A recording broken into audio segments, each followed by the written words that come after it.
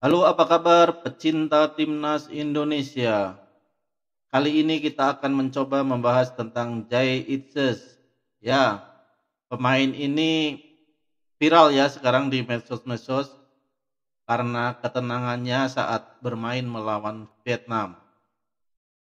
Ya, pemain asal klub Venezia FC ini memang sangat mengagumkan ya permainannya. Eh, Tenang dia, skillnya bagus, posturnya tinggi, sepertinya komplit ini buat pertahanan Indonesia. Mungkin nanti kalau Jordi Amat sudah sembuh dari cedera, bisa jadi di jantung pertahanan dia akan sangat solid untuk berduet dengan Jordi Amat. Nah, Justin Hubner bisa ditarik ke depan untuk menjadi gelandang. Justin Hubner ini sangat agresif. Dia eh, apa namanya, efektif sekali kalau memotong serangan lawan. Dia mending melakukan pelanggaran sedikit yang enggak eh, berbuah kartu gitu kan, sehingga ritme penyerangan lawan akan terhenti. Tapi kemarin itu Justin Hubner itu semangatnya menggebu-gebu ya. Jadi dia emosinya tinggi, meledak-ledak. Saya nggak tahu nih, emang dia bawaannya seperti itu, berbeda banget dengan Jay Itzes. Tapi kita tetap harus perlu pemain seperti itu, pemain yang agresif, pemain yang nggak segan melakukan pelanggaran, tapi jangan pelanggaran yang berbahaya gitu. Kembali lagi ke Jay Itzes. Jay Itzes ini kemarin kan baru baru pertama kali debut ya melawan Vietnam. Baru pertama kali debut di timnas Indonesia. Banyak orang yang meragukan kemampuannya dia itu keluar. Banyak yang memprediksi Jay Itzes itu akan masuk di babak kedua gitu untuk menggantikan pemain bertahan kita. Tapi Sintayong justru memasukkannya sebagai starter, sebagai starter di babak pertama, dan sampai akhir babak kedua juga dia nggak tergantikan karena perannya itu sangat eh, vital sekali. Dia begitu tenang di area pertahanan, nggak berburu-buru untuk membuang bola. Dia bisa dribbling, maju ke depan, ke tengah lapangan untuk memulai serangan. Jadi perannya Jordi Amat itu diambil alih oleh Jay Itzes. Ya, kalau Jordi Amat kemarin itu masih banyak melakukan kesalahan ya, beberapa kali melakukan kesalahan. Tapi Jay Itzes ini saya kok nggak ngelihat dia melakukan kesalahan ya,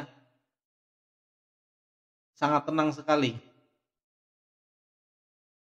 Cara dia memotong pergerakan lawan, membaca permainan, cara dia menguasai bola, itu smooth sekali menurut saya. Jadi mudah-mudahan nih nanti di Vietnam, Jay Itzes itu tampil lebih bagus lagi malah. Karena kemarin kan debut. Biasanya itu kalau laga debut, pemain itu masih belum kompak dengan rekan-rekan setim. Tapi nanti di Vietnam dia udah mungkin lebih lebih kompak lagi nih.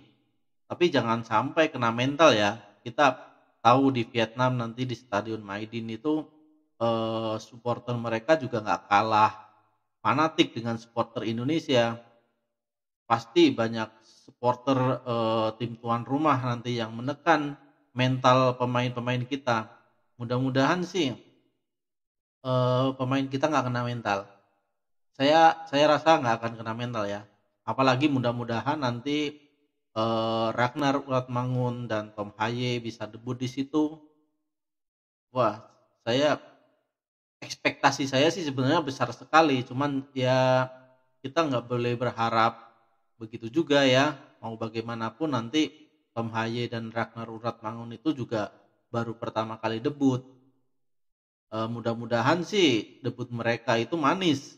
Jangan sampai mereka debut pertama hal-hal yang nggak kita inginkan terjadi gitu ya. Saya nggak mau menyebut itu apalah gitu. Yang penting ya nggak kita inginkan. Kita pengennya Indonesia menang lawan Vietnam gitu di Stadion Maidin gitu. Jadi langkah kita ke babak ketiga kualifikasi Piala Dunia itu sudah semakin dekat gitu. Istilahnya satu kaki kita udah di babak ketiga lah kalau kita menang lawan Vietnam. Kalau seri masih ada harapan, tapi kalau misalkan kita kalah, kemungkinannya itu kecil kita bisa lolos gitu. Kecuali nanti kita bisa menang lawan Irak dan Filipina, sedangkan Vietnam kalah sama Irak gitu. Tapi ya mudah-mudahan kita menang lah. Saya yakin kita menang.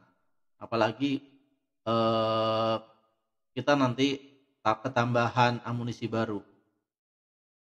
Ya kembali lagi ke Jaizet ya. Jaizet ini menurut saya sih pemain komplit untuk di pertahanan kita. Dia bisa maju ke gelandang bertahan, bisa jadi center back, bisa jadi full back, bisa komplit sekali. Jadi kita cukup tenang ya dengan absennya beberapa pemain. Walaupun itu sebelumnya adalah pemain pilar kita, tapi dengan masuknya Jai Itzes, Nathan Joaon, kita cukup tenang lah mengarungi kualifikasi Piala Dunia ini. Sebelumnya dengan absennya Sain Patinama, Jordi Amat, kita juga was-was ya. Tapi ternyata Jai Itzes ini bisa memberikan jawaban yang sungguh luar biasa buat kita. Mudah-mudahan nanti di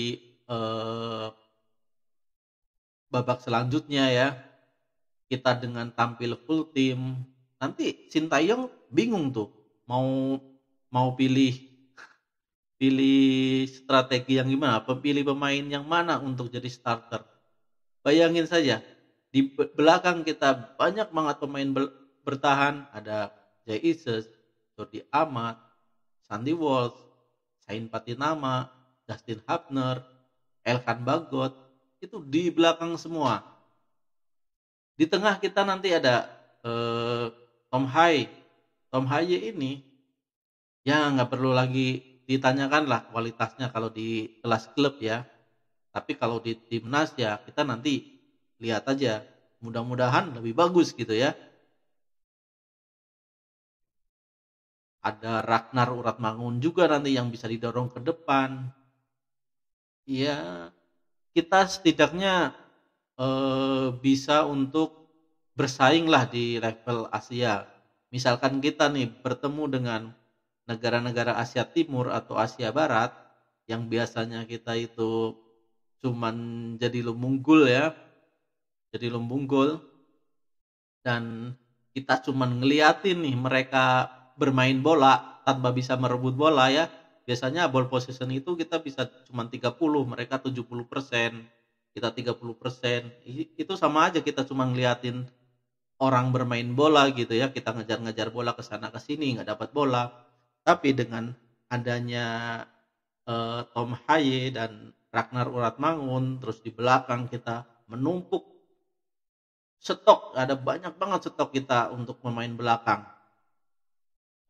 Saya rasa nanti kita berhadapan dengan mereka kita bisa paling enggak kita 45%, mereka 55%. Dengan begitu kan kemungkinan kita menang juga ada.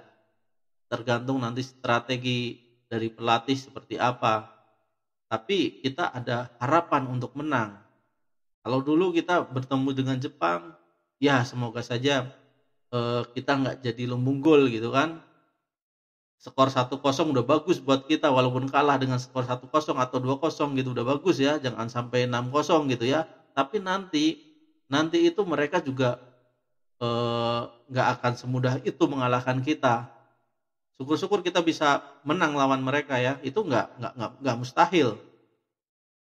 kualitas kita udah bagus, kualitas individu pemain kita udah bagus. Nanti tinggal pelatih gitu.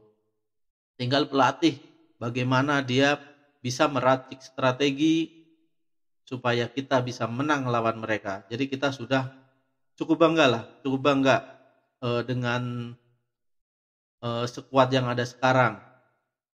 Pemain-pemain kita masih muda-muda. Nah, ada pemain senior juga yang bisa membimbing ya, seperti Jordi Amat, Sandy Walsh itu udah masuk senior, Tom Haye itu udah senior ya. Tapi mereka masih under 30 kecuali Jordi Amat.